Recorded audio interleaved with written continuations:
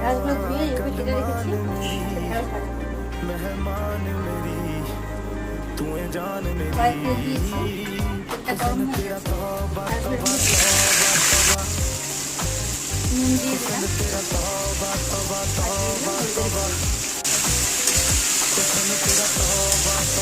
তারপরে নেড়ে চেড়ে ঢাকা দিয়ে রাখছি 10 মিনিট। গ্যাসটা এই সময় কমিয়ে নিতে হবে। 10 মিনিট পর ঢাকা করলাম, দিয়ে দিলাম লঙ্কার গুঁড়ো হাফ চামচ, চিনি অল্প করে দিয়ে দিলাম। লঙ্কার চিনি দেওয়ার পরে ভালো করে এটাকে ভেজে নিতে হবে।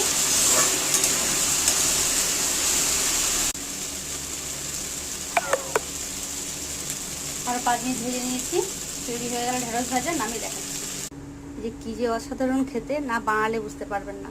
একবার বানিয়ে খাবেন, দেখবেন খুব ভালো লাগবে।